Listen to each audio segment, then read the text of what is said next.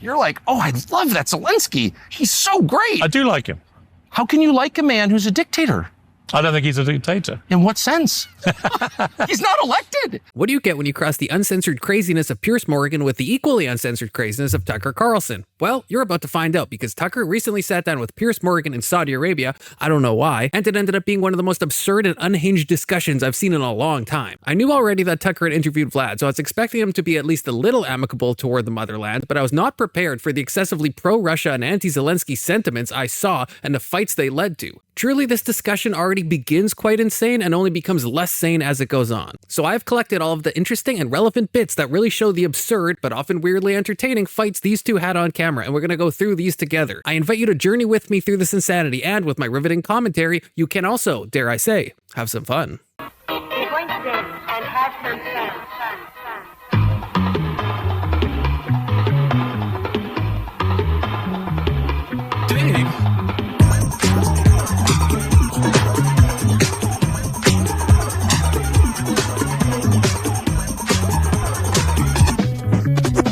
Chills that you spill on my back keep me filled with satisfaction when we're done. Satisfaction always the phone. I couldn't ask for another. No, I couldn't ask for another. That's right. Your groove is in the heart. Groove is in the heart. Groove is in the heart. Groove is in the heart.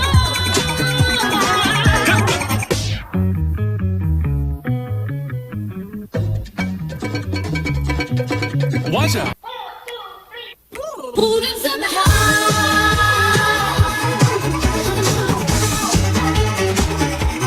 Buddha's in the heart. Interaction reminder, like and subscribe if you want to be able to dance like Tucker Carlson. Now keep in mind this interview was uploaded to Tucker's own channel, and this is what he picks for his cold open. So I want to ask you, I want to start just on a very hostile note, okay? Because I feel like that's a good way to frame that. Good. No, let's start with me to continue. Zelenskyy is a hero. How could you say that? Piers then highlights something which to my center-right mind is a thought I've had many times. I don't agree with you about him or Ukraine. I went to interview him in Kyiv, and he's an extraordinary story. Obviously, this comedian who becomes president, having played the piano comedian who was a president in a comedy show, right? And I've seen what you said about it. I mean, what's interesting to me on a bigger picture about Ukraine, Russia, your views, a lot of conservative views in America, is that 30 years ago, there would have been no element of resistance from the conservative side about taking on a Russian dictator who'd invaded a European country. In the past few years, we've seen a horseshoe on a number of issues between the far left and the far right. Anti-Israel sentiment, racism, hatred of the US government, these are all things that can be seen on both the far left and the far right. All of these things have been humorously highlighted by creators like political satirist Dreg and the unreasonably funny Ryan Long. But more recently, one issue we've decided to really horseshoe on is a love for the motherland, Soviet Russia. Right now, I can't decide if this is just an increase in polarity in the United States or if this is just the most effective Russian agitprop we've ever seen. Probably it's a mix of both. From a political polarity point of view, it's easy to see. The left is for Palestine, so the right is for Israel. The left is for maintaining its supremacy in academia. The right doesn't want you to go to university. The left is for transing the kids. The right is for child marriage. The point is, it's largely reactionary and adversarial. So whenever it in the mainstream media and in left-leaning circles supports Russia, perhaps it's natural for the right to say, well, we think the left is wrong about everything. So if they're siding Ukraine, it must be time for us to become weirdly aligned with Russia. From an agitprop point of view, obviously there have been many attempts from Russia to influence our elections, and there have been for quite a while. Some of these are so blatantly anti-Ukrainian that they're impossible to deny. Others are more covert funding operations like we saw with Tim Pool and friends being given millions of dollars from an unknowingly Russian shell company, Tenet Media. The latter technique just seems to want to cause strife and division without explicitly pushing for pro-Russia talking points. Either way, it's undeniable that Russia has been trying to do its very best to make conservatives at least more hesitant to support Ukraine, and it's been working. Or maybe it's that Americans are sick of sending billions and billions of dollars to a war that they don't see an end to. It's probably a mix of all of these things, but as we'll see from the conservative side of the aisle, this is far more than a reluctance to send military aid and goes much deeper into a pro-Russia narrative. So when Piers calls Putin a dictator, which under any definition he surely would be, Tucker pushes back. If the West allows Putin to just take the land he's taken, what guarantee do we have he won't try and take the rest of Ukraine? He took Crimea, he's back for more. I think he wants the whole of Ukraine. I think he won't stop there if he's allowed to get it. I think he's a pretty ruthless, evil Russian dictator. How are we defining, just to find the term so we can follow the same thing. Yeah. What's a dictator? A dictator to me is somebody, well, I would start by saying you have no respect for democratic norms, a free and fair election. So like an unelected leader would be a dictator? Well, you wouldn't argue that Putin, for example, has free and fair elections. No, I'm not that interested actually. Are you not? Not really. It's not my country. We'll see this weird apathy stance from Tucker multiple times through this interview, and frankly, it's bizarre. I mean, I only belong to one country, but I certainly care about other countries, and so it's hard not to see this disinterest as a bit calculated. But Piers is clearly picking up what Tucker is putting down and questions him on why he doesn't like Zelenskyy. Why are you so against Zelenskyy? No, I'm just trying to understand when you dismiss Putin as a dictator, which totally fair, I guess, but I'm just trying to understand what you mean by dictator. So the first criterion for dictatorship is that you're not elected. And what else? Because Zelenskyy's obviously not elected either. Yeah, So I'm just trying to kind of figure out what you're talking about. This brings us to the beginning of a very frustrating exchange where Tucker asserts that Zelenskyy is unelected to no pushback from Piers Morgan. To draw a parallel between these two people is wild. Firstly, even if we accept that Russia has free and fair elections, which I think is a big if, Putin amended the constitution to allow himself to stay in power after the two-term limit. Zelenskyy, on the other hand, ran in 2019 and won, getting 75% of the votes. And yes, it's true that there hasn't been an election since 2019, but when 20% of your country is occupied by an invading military power and the other 80% is constantly being under assault and threat, I think delaying elections is arguably justifiable. It certainly isn't a reason to call Zelenskyy an unelected dictator. But this is all part of the plan to create a moral equivalence, which Piers does push back on, but Tucker defends. Well, your comparison with Zelenskyy and Putin over the last 2 years, I found baffling because you seem to think there's some moral equivalence between the two. And Zelenskyy hasn't illegally invaded another country. Do you not have a problem with what Putin's done? Wait, hold on. I just want to know what a dictator is. I just want to know. I mean, maybe he's a better guy than Putin or whatever, and you could say some things about one or nothing. But like, if we're just going to define dictator, the first feature of a dictator is he's not elected. So Zelensky's not elected. He's also, he's banned a religious denomination. He's murdered his political opponents. He has banned a language group.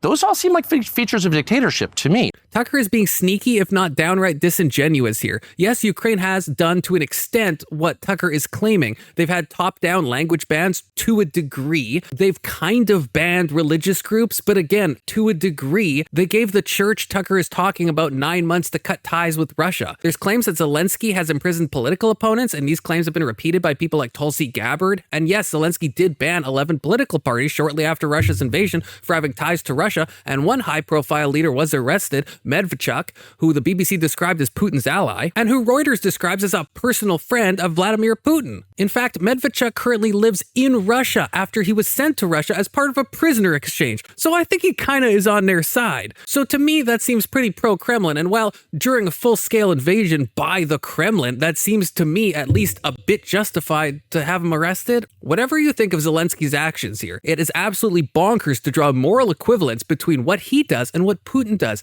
The UK killed innocent civilians during the Dresden bombings in World War II. The Axis also killed innocent civilians. But if I say Adolf was a murderer and you say, well, so was Churchill, I'm going to start questioning your intellectual integrity. This is like a weird debate bro strategy where we choose a category, in this case, dictator, and then we act like as long as we can find isolated examples that are kind of dictator adjacent, we can then draw a parallel between the two dictators as if they're the same. That's frankly absurd.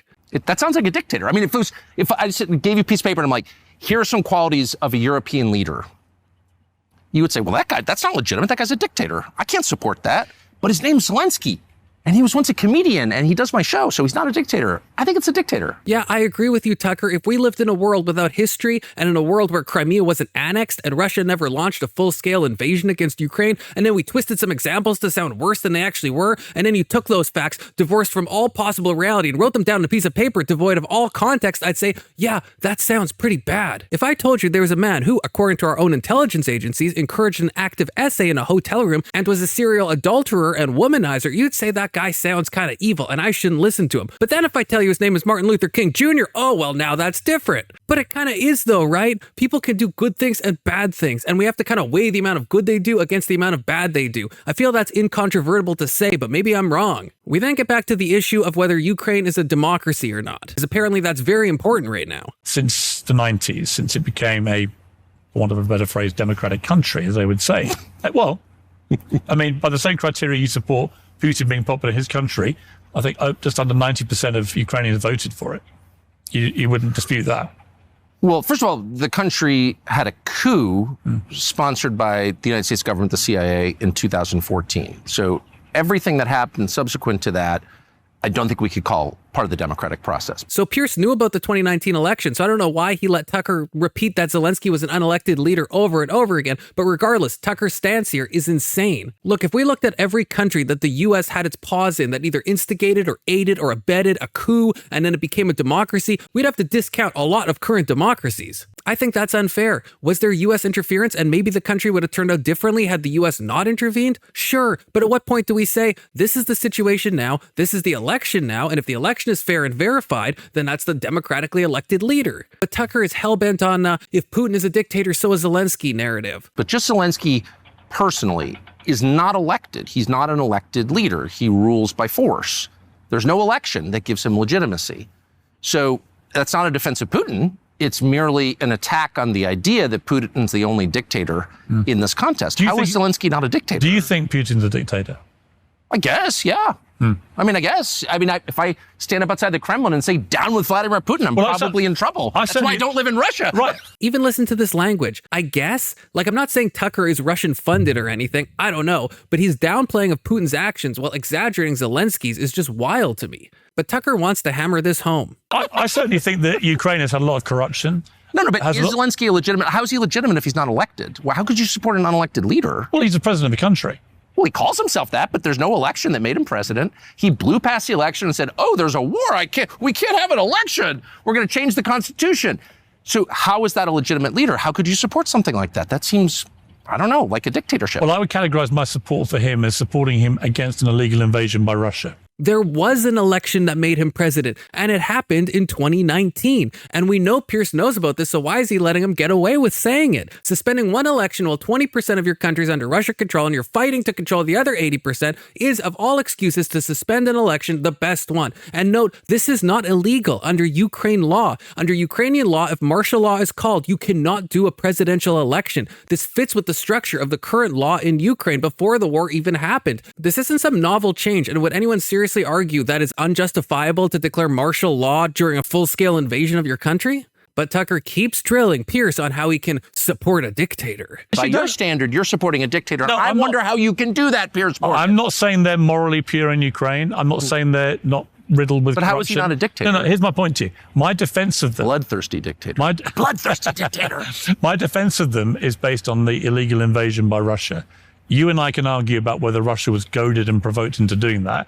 I do not think anything justifies what they actually did. Okay, that's right? A totally fair position. I mean, I guess I disagree, sort of, but I don't think what you're saying is crazy at all. But the point how is that more illegal than running a country without an election and banning a religious denomination? We're seriously comparing the invasion of Ukraine and how illegal and immoral that was to the illegality and immorality of giving a religious denomination 9 months to cut ties with the nation that's invading you? Seriously? The problem with Tucker is that he's a smart guy and he's a charismatic guy. So when I watch Tucker, I'm amicable to him. I kind of like him. He's charming. He's a good interlocutor. He's energetic. He's fun to watch. But he says some insane things, and this is one of them. But I think the reality is that he knows more than Piers about the Russia-Ukraine conflict, and so he can spin these stories into something that seems far worse than they actually are. And Piers doesn't seem to have the knowledge base to properly refute his claims. But even without that knowledge base, even if we accept Zelenskyy is just assassinating all of his political rivals and banning denominations left and right, but even if we accepted all that and divorced it from all possible context, how do we think that those things are morally equivalent to launching a full-scale invasion into a nation that's resulted in the deaths of hundreds of thousands of people? At a certain point, I don't care that Churchill made deals with Stalin or that he was open to the use of chemical weapons or that he bombed civilians when I'm comparing him to the context of World War II. Those actions on their own, sure, I care about them and we can criticize Churchill for them, but when stacked up against Adolf or Stalin himself, Churchill is a freaking saint. Surely we can do comparative moral judgments in a time of war. That's obviously something that Tucker can do. When asked by Piers if the US should have just let Russia fully invade Ukraine, Tucker says this. I would say let's have an election in Ukraine and let the Ukrainian people elect their own leader and get rid of the midget dictator who now oppresses them, Zelenskyy. And I would definitely not support a guy who's not elected as a democratic figure because by definition, He's not. By definition, I don't care who his enemies are. He's not worth calling a beacon of democracy if he doesn't even why not have an election in Ukraine today? Because we've got a war. We had elections in our country during the Second World War, so did you. I had shared this video with a friend of mine, and he said he stopped it after the first 15 minutes, and I don't blame him. This is incredibly frustrating to watch. We already mentioned these points, but to recap, Zelenskyy was elected by a landslide in 2019. Currently, 20% of Ukraine is under Russia control, compared to the 0% of the United Kingdom or the United States that was under German control during World War II. Martial law is the thing that you're allowed to declare in Ukraine, and under martial law, you cannot do an election. This is just not hard to see why there hasn't been an election since 2019. And yes, Zelenskyy has lost support since 2023, but the current favorability polls still show him in the majority. Whether Tucker likes the midget dictator or not, his people still do. What about banning a Christian denomination? Yeah, I don't agree with any of those things. Well, how could we ever support that? Because ultimately, we're paying for that. Because ultimately, we have to make a calculation about whether we're happy with Russia invading what is a sovereign European democratic country. Again with the Christian denomination thing, which I wish Piers knew more about, but regardless, Piers is making a fair argument here about moral calculus. This is the same thing that happens in any foreign policy situation that the US has ever dealt with. No country is going to be perfect, and if you only help flawless and pristine leaders, you're never going to support any of them, which I guess maybe is what Tucker wants. Just like in our own elections, sometimes you got to pick the lesser of two evils, and in a Russia-Ukraine conflict, that's like the most obvious decision there is. But now Tucker gets a bit tongue-tied when he says overthrowing Saddam after the invasion of Kuwait is something that he, in theory, would have supported. No, but you've already said that you would support the expulsion of Saddam from Kuwait. Well, I don't know that I would. Led by America. Well, you just said you did.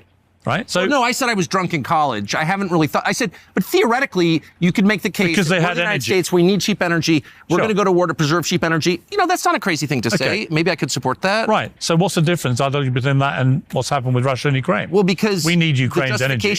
We need Ukraine's wheat. We do. 25% of the world's wheat comes out of Ukraine. I'm aware, which is why you probably don't want to kill all of its farmers and sell all of its farmland, which is what we've allowed to happen. Zelenskyy, we're not killing them. The Russians are. Well, no, this war wouldn't exist if it weren't for the money and arms that we're sending to Ukraine. It would have been over in one day. It never would have started. I like how Tucker's trying to pretend here that he might not have supported the Gulf War when a decade later he was supporting the Iraq War. Now, I don't judge him for that. I think given the information he had at the time, fair enough. But find me someone who was morally opposed to the Gulf War and then was fine with the Iraq War. I'll wait. Okay, besides Christopher Hitchens, he's like the only one.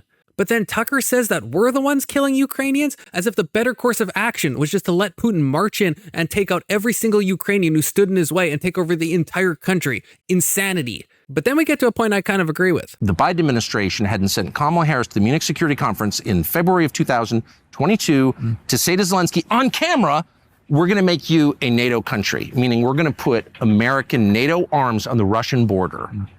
Like, you would not allow Chinese... Your country probably would, but you shouldn't allow Chinese missiles in Scotland peering over Hadrian's Wall aimed at London. You'd be like, no, it's our, you can't do that on our border. I think this is a fair point, but it's hard to tell if it's just fair because of hindsight bias. Was the Ukrainian talks of entering NATO really what caused the invasion? Or like denazification, was that just a pretense? I agree it probably wasn't a wise thing to do, but I also don't think we can lay the blame of the invasion at the feet of NATO, a defensive alliance. I also don't think the China comparison is apt. I don't think Russia had any fears of the US striking or invading Russia in the same way the US would have legitimate fear if China had missiles stationed on the other side of the Rio Grande. Piers then questions the very obvious change that's been happening in the Republican Party when it comes to what used to be pretty hawkish foreign policy. What's changed is a lot of Republican supporters now, conservatives in America, are against supporting Ukraine anymore. And I'm curious about that change in what has been, 35 years. There's been a real sea change. And it may be because Americans are understandably war weary. They're fed up with spending a lot of money on foreign wars, foreign conflicts. There's a good argument America hasn't really won a foreign war since World War II. You look at from Vietnam onwards, endless quagmires, endless problems, Iraq, Afghanistan, and so on and so on. I think Piers is absolutely right here. I think Americans are tired of forever wars. I think the neocons have been replaced with a new brand of populism, and perhaps the GOP has hyper-corrected. I think they have. And the recent defunding of US aid has made me nervous. Not because I don't think there's a ton of money being sent to fund utterly useless overseas causes, because I do, and there is, but because I also think it's going along with the current attitude of not our problem. And that strikes me as kind of cold, and I also think the reason US hegemony is so powerful is because we help other countries. I'm not an isolationist, so those are my thoughts. Well, do we let him just take what he wants? Even if he uses it and dresses it all up as, I'm doing this because I fear about NATO encroachment, which may well be his reasoning. May well be his reasoning. Okay. But many people think it's not his reasoning. Okay. Many people think. If I'm just saying, think why would you want to put U.S. missiles on Russia's border? I don't understand. Because it's so obviously unacceptable for any sovereign nation to tolerate. Oh, I don't know, Tucker. Maybe it's because Russia annexed Crimea in 2014. Don't you think if Canada wasn't a part of NATO and Russia annexed the Northwest Territories, Canada would have reason to want to have missiles on the border of British Columbia? You know, just on the wild off chance that push came to shove. But it's hard to know what Tucker really thinks sometimes. He's a real character, as we see in the next exchange. He has nuclear weapons. Like, why would we want that? A lot of people. Well, we have nuclear weapons too. A lot of the argument. You guys have nuclear weapons? Yeah, we do. Nuclear... Yes, we have nuclear weapons. Why? Why? Nuclear deterrent. Great Britain has nuclear weapons? Yes, we do. Do you think that's a good idea? Yes, absolutely. You know why? You're freaking me out. Look, if I know that the UK is a nuclear power, then Tucker Carlson, who has been doing news for literally 3 decades, certainly also knows that. So it's not immediately obvious when he's taking the piss and when he's trying to make a point or playing dumb or playing some other type of mind game. But what's very obvious is they have an interest and have for over 300 years in controlling Crimea, where their fleet is based. They had a referendum in Crimea. The people of Crimea are Russian and want to remain part of the Russian Federation. So he didn't take Crimea. It's Russian. It's filled with Russians. They had a referendum that nobody disputes. People should be allowed to choose their own government. This part is absurd, and I don't know how people still float this argument as a serious defense of the annexation of Crimea. In Canada's province of Quebec, 93.72% of the population is French-speaking. If France came over to annex it, would Tucker sit here and say, well, they didn't take it, it's full of French people? Since when does the linguistic or ethnic makeup of a country mean that it's right for the pickings of another country? That's absurd on its face if you apply it to literally any other country. Otherwise, Taiwan's got to be even more frightened than it already is because it's 95% Han Chinese. Compare that to Crimea, which in 2021 was 76% Russian. So, Tucker, should China waltz in and take over Taiwan? Actually, don't answer that. I don't want to know. But actually, I don't like how Piers responds to this point. That's the basic precept of democracy. You did take Crimea. Okay. Should people be allowed to choose their own government? Yes. Okay. So the people of Crimea voted overwhelmingly to align with the Russian government. So that's illegitimate. Why? When did they do that? Right after the coup in 15, I think. Right. So after they've been invaded. I actually don't think every person has a right to choose their own government. I don't think that Southern California should just have the right to decide it should become a part of Russia, no matter how many communists live there. So I don't know why this is a bullet that Piers is willing to bite. But yes, I also think it's fair for Piers to point out the referendum was post-annexation. But I don't think that really matters. I don't think there's some inalienable right for people to just get to vote and join any country of their choosing. That's just my opinion, at least. If you disagree, let me know. But Tucker is getting off topic, so he swiftly goes back to denigrating Zelenskyy and elevating Putin. I just don't like the moral bullshit that attaches to all of this. That's fair enough. Where we tell the population, we're on the side of democracy, and he's Winston Churchill. I don't claim it's Mother Teresa against Hitler. No, but you have, though. He's a marvelous person. I like him. I'm allowed to, aren't I? I guess you like dictators. I've never said of Putin he's a marvelous person, because, it's a little dictatory for me. I think he's really smart. I admire what he's done to Russia, but I'm not going to sniff his jock because he's kind of a dictator. But you're like, oh, I love that Zelenskyy. He's so great. I do like him. How can you like a man who's a dictator? I don't think he's a dictator. In what sense? He's not elected. He rules by force. He rules with guns. He kills his opponents. He's assassinated a ton of people, including, I know someone he tried to assassinate. Fact. How is that worth supporting? Do you feel a little guilty for supporting someone like that? No, I don't. Really? No, in fact, I think we should try and do more to help him win. I don't know, Tucker. It kind of sounds like you are sniffing his jock a little bit. Look, I was glad Tucker interviewed Putin. I think that was great. But I also think it's telling that Tucker was the only Western journalist Putin was willing to sit down and talk with. How rich do you think he's gotten from this war? I have no idea. Does it bother you that he's gotten rich? He's not as rich as Vladimir Putin. Well, if all comparisons are to Putin, then all bets are off. Yeah, that literally is the comparison. Him and Putin. That's the two sides of the war. That's how wars work. Even if we use far more extreme examples that are more difficult to parse, we can see this. In Syria, it's Assad versus the rebel forces. Both sides kind of suck. In Afghanistan, it's the Taliban versus ISIS-K. If we're going to support one side, it's unfortunately going to be the Taliban. Was that hard for me to say? No, I don't like the Taliban, but if I have to support one side to help the Afghani people, I'm not going to sit here and tell you that the Taliban is just as bad as ISIS-K. So if I can bite that bullet, why can't Tucker bite the bullet and say that even if he thinks Zelenskyy and Vlad are both dictators, one is clearly worse? But Tucker then quickly retreats to his usual shtick that he's doing over and over. Putin is financially raped and pillaged his country for... Maybe. I don't know. Maybe. I don't... Come on, I'm not an Tucker. accountant. Okay, let's say he has. He's got a personal net worth of 100 billion rubles, I whatever it don't know is. how we would know that, but great, he does. He's evil. We'll just stick with that. This is all the concessions he's gonna give. Fine, we'll just go with Putin got rich off the back of his country. Fine, let's pretend he's evil. Fine, for the sake of argument, he's a dictator. Everything is framed as a thought experiment or a hypothetical, to the point that he won't admit basic things that everyone knows about Putin. Can I ask you, when you talk to Zelenskyy, Putin's been doing this you for 30 say, years. why don't you have an election? Why don't you stop murdering your political opponents? Why don't you let people practice their Christian denomination? Why don't you let Russian speakers speak Russian and read Russian books? That's what non-dictators do. Did you say any of that to Putin? Of course not, Why not? because I'm not his friend. I don't have the relationship with Putin that you have with Zelenskyy. I didn't tweet after my interview, "You're a very handsome man. I love you. I love you." I didn't call him a very handsome man, although I think you did. I don't think he's a very handsome man, Okay, actually. hot is maybe what you I said. don't think I called him hot. Okay, well, you said I really admire you, and I think But you you're asking great. me to ask all the questions of Zelensky, you didn't ask Because Putin. he's a personal friend of yours. I'm not friends with Putin. I'm I'm just a guy I'm who not showed personal up. friends with Zelensky. Look, I'm not saying Tucker is a Russian puppet, but if Piers is friends with Zelenskyy, then Tucker is clearly and obviously friends with Putin. And Piers is absolutely right to point out the hypocrisy of Tucker saying that he didn't push back enough against Zelenskyy when Tucker himself didn't ask any of these questions to Putin. But nor did you ask him any of the questions that you want me to ask. I didn't feel like I didn't want to do what everybody does, which is, "You're so bad, Vladimir Putin," meaning I'm so good, I'm going to give you a moral lecture. I'm like, whatever, it's your country. Country's actually doing great. I was super impressed by Moscow. I'd recommend it to everybody just because it's beautiful and orderly, which I like. I'm not moving there.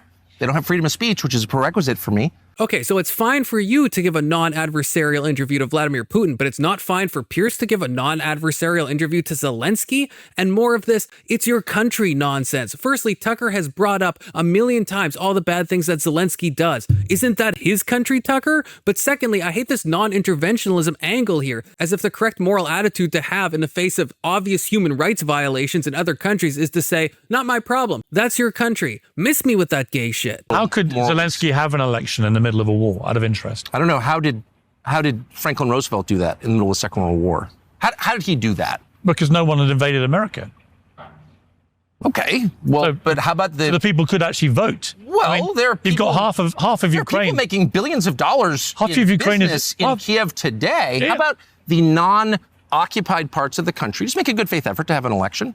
But he doesn't want to because I think he's pretty darn unpopular because he is a lackey of Western powers who sold his country out. And Ukrainians know perfectly well that he's getting rich. Finally, Piers brings this up, and Tucker's comparison to Roosevelt falls utterly flat and is revealed to be the disingenuous analogy that it is. But Tucker steamrolls on and just repeats that you should do elections in the parts that you can do elections in, and repeats the lie that Zelenskyy is pretty unpopular. And again, he's not. He still has majority support in opinion polls. Well, as I've said, and I really mean it from my heart, I mean, I have no I'm not getting rich from this. So Me thinks the lady dost protest too much. I'm saying what I sincerely believe. Sure. Which is pushing Ukraine to join NATO when NATO doesn't want Ukraine. There's no strategic reason, no actual reason to have Ukraine in NATO or to have NATO at all. We shouldn't have NATO at all. Oh, that's preposterous. What's the point of NATO? To keep Keep the peace. Soviets from invading Western Europe. Oh, well, it's been 35 years since they Actually, to existed. keep peace. The longer this interview goes on, the more absurd it gets. No reason for NATO. We're literally talking about aggressive Russian expansionism. And then in this conversation, we're going to talk about how long it's been since the fall of the Soviet Union. Tucker, my brother in Christ, you can't be serious here. So then Tucker says that NATO is the reason why we have the bloodiest war we've had in 80 years, to which Piers retorts, Or you could argue, as many people do, that actually the reason is because Ukraine wasn't in NATO. Had it been, Putin wouldn't have invaded. That's a super crazy. This is like an addiction, and I've been through addiction, so I'm not judging at all, but it's like, I feel really shitty. I've got to have a glass of vodka to feel better. Are you mocking my mental health? I'm not. Yes. But I'm also saying that I've lived this, so I know what it feels like.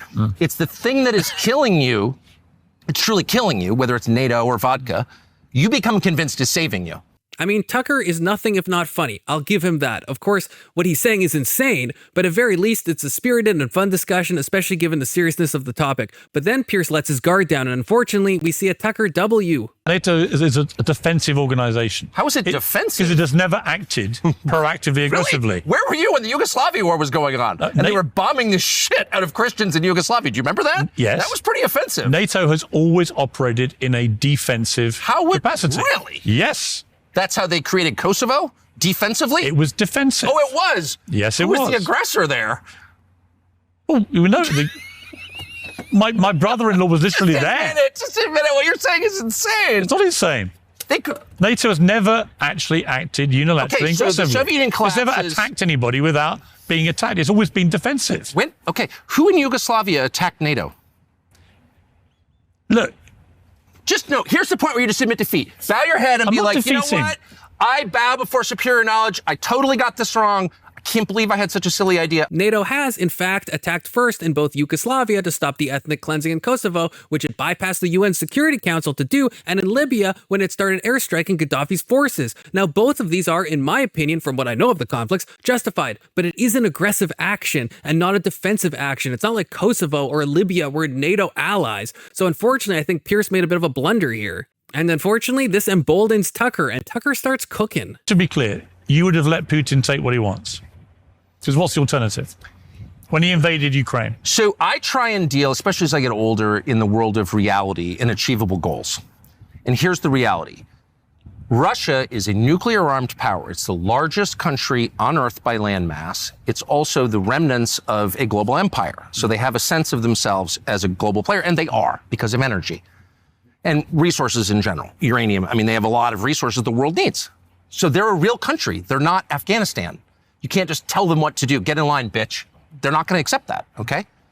So they have said, since the fall of the Soviet Union, you cannot have NATO on our border because it's a critical national interest of ours. So unless you want to risk nuclear war, which we are now doing, you can't move NATO to their border, whether you want to or not. That's just a fact. And if you do, you're going to get a war. We've known that since the fall of the Soviet Union, and we promised not to do it. And we tried to bring, he asked to be in NATO. In 2000, he asked George W. Bush to be NATO. Nobody can test that. This evil dictator who wants to invade Liechtenstein asked to be in NATO. Why wouldn't we let him in NATO? Why did Condi Rice say, well, it can't be in NATO? Why do we have morons like Condi Rice in our U.S. government? I don't know. So when he invaded, though, what would you let him do?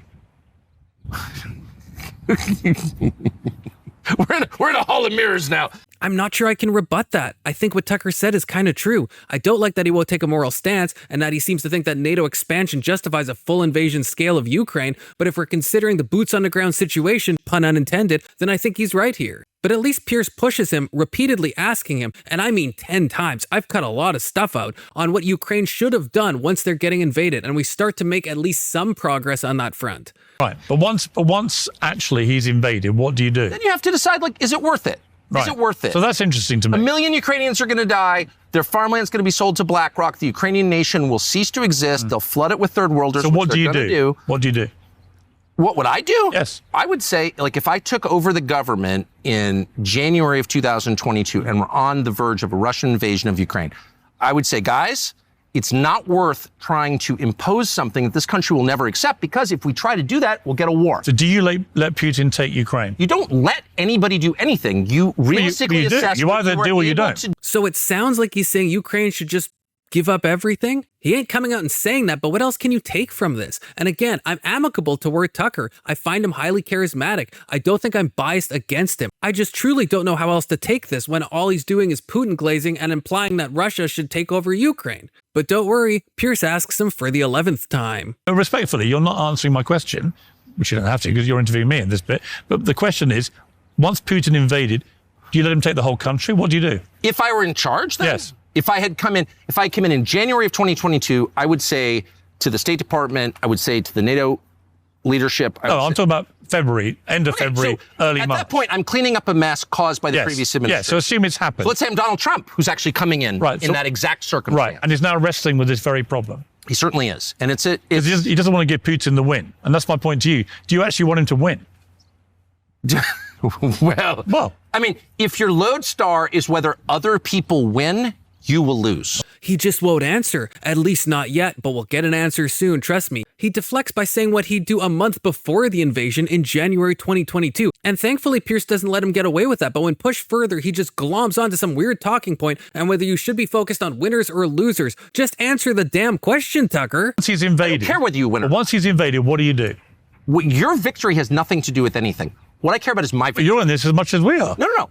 I care about my country and whether we win. What's good for us. More deflections and just more unwillingness to answer the damn question. But why are you not answering my question?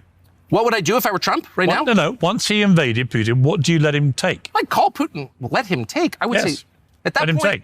To what extent can you clean it up? You call Putin and you say, all right, this happened. First thing we're going to do is recognize it's not in our interest, your interest, the world's interest to have NATO missiles on your border. We don't want that. There's no reason to want that because we don't want to drive you into the arms of China. You are really part of Europe and you should be part of the West because the West is a Christian world that has a lot in common. And what if he says culturally, religiously, linguistically, historically, and we want to be a bloc against the rising And he East, says, obviously. And he says, actually, I want Ukraine. The silence speaks volumes, and it is immediately followed by more filibustering and dancing around giving anything that could possibly resemble a meaningful answer to the question. And I'll spare you from listening to all the nonsense, so we'll just jump back to what feels like the 100th time that Piers is trying to pry this answer from Tucker. I don't be pedantic. But You're not being pedantic. What do you let Putin take?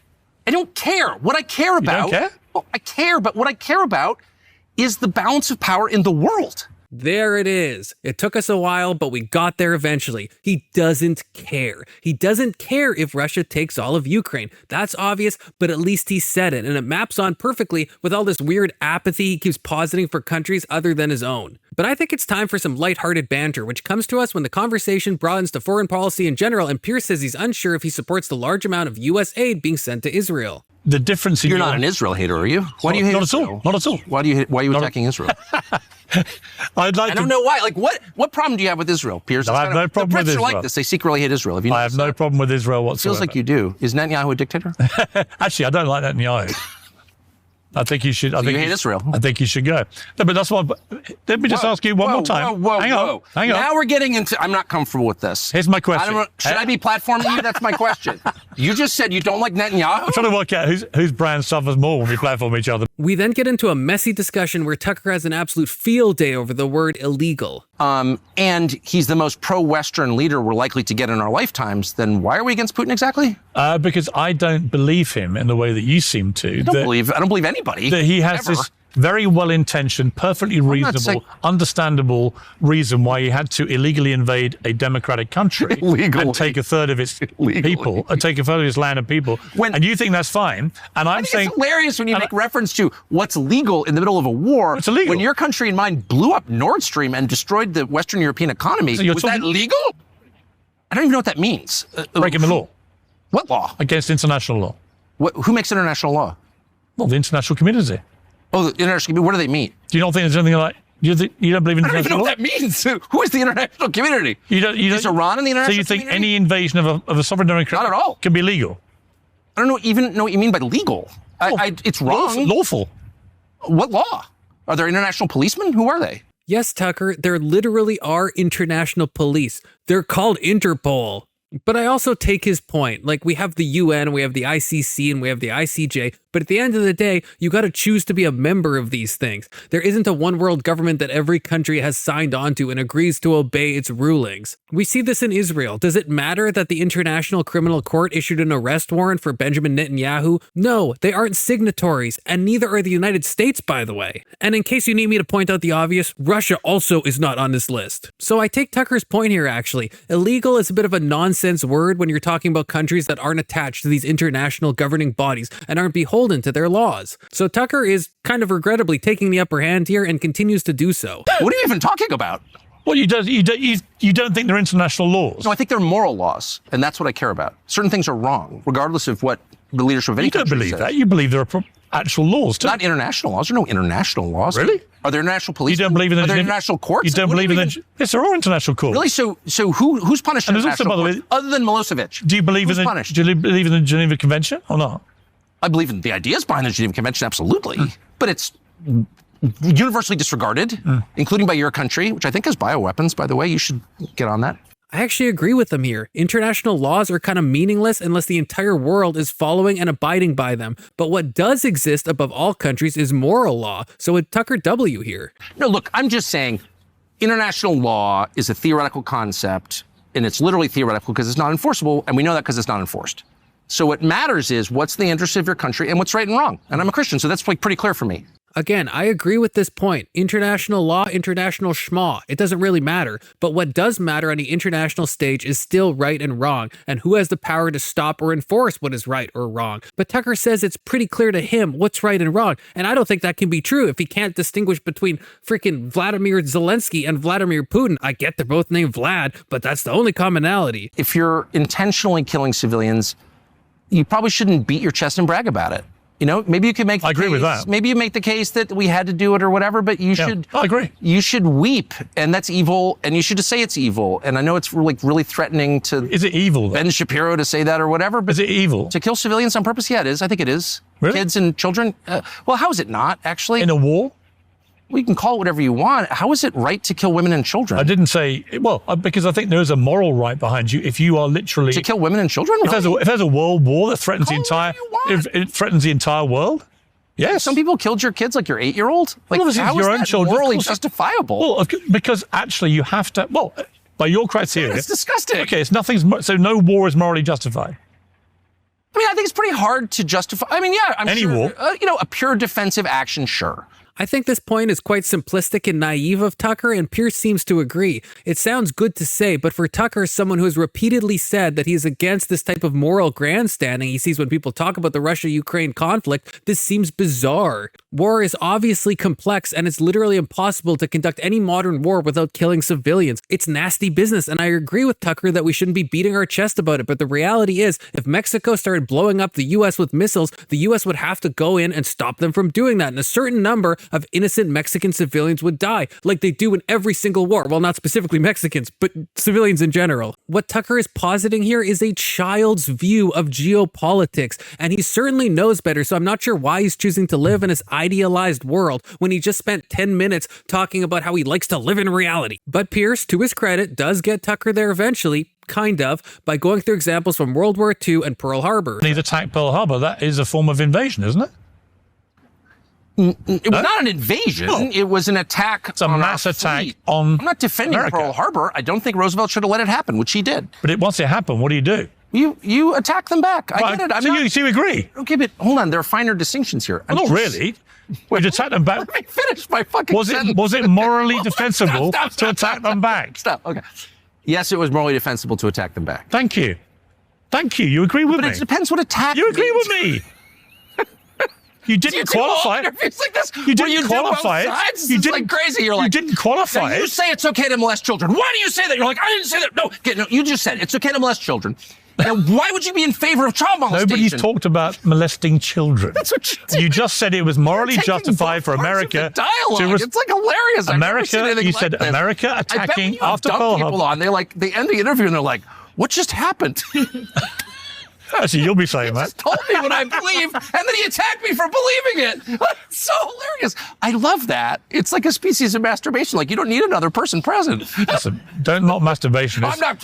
It's making love to someone. It's making love to someone you love. That went in a weird direction, but at least we have some agreement on the topic, I think. We then get to a lengthy discussion about war and Israel and who supports what and who will condemn who, and it's all a bit boring, but then we return to Russia eventually to really summarize the discussion. Yeah, look, fundamentally, we're not a million miles apart, and neither of us like war. Nobody who likes war should ever. One of us likes dictators. No, you do. Yeah. You do. I didn't tweet out, I love you, Vladimir Putin. You didn't need to. You look great said in it in your yoga eyes. You said it in your eyes. Great. But I didn't say it on Twitter. You should have. You know what? You should have been on Twitter. You just saying everyone thought you did. Oh, I didn't. I don't give a shit what people think, but I didn't tweet, Vladimir Putin, you're fabulous, you're fabulous. You didn't need to. I didn't need to. Body language said it for you. Start humping his leg in the interview? No. And then we get back into unhinged statements that make literally zero sense. I'm not defending Putin. I'm just saying, like, all dictatorship is bad. Like, a little dollop of dictatorship is as bad as a mouthful of dictatorship. I'm just against dictatorship. I mean, at least Tucker is honest now. That's what this whole discussion has been about. Making Zelensky meet the technical definition of a dictator in Tucker world and then drawing moral equivalence between him and Putin. And so what he says here is actually consistent. He thinks a dollop of dictatorship is the same as a mouthful. So points for consistency, but negative points for utter insanity. The UK has committed a dollop of war crimes. The Assad regime has committed a mouthful of war crimes. One of those is a bit worse than the other, don't you think, Tucker? Piers Morgan, thank you for taking all this time. I enjoyed it. It's great to see you in Saudi Arabia. It was doing again sometime. Thank you. Thanks very was much. awesome. Enjoyed it. Well, that was a rough watch, but also kind of enlightening. Maybe? What do you think about what Tucker said here and what Piers said and what I said? Let me know in the comments down below. Special shout out to our first and only channel member, Michael von Lichtenstein. The one, the only, Sir Michael von Liechtenstein! If you too want to be a channel member and get an untold amount of perks, all you got to pay is $1.99 and then you get like a shout out from me. The honor. We have one member missing. We have one member missing. We have one member missing. We have one member missing. Jessica, can you see my nipples? Yes. Can we fix that in post? No. My eyes are up here, ladies.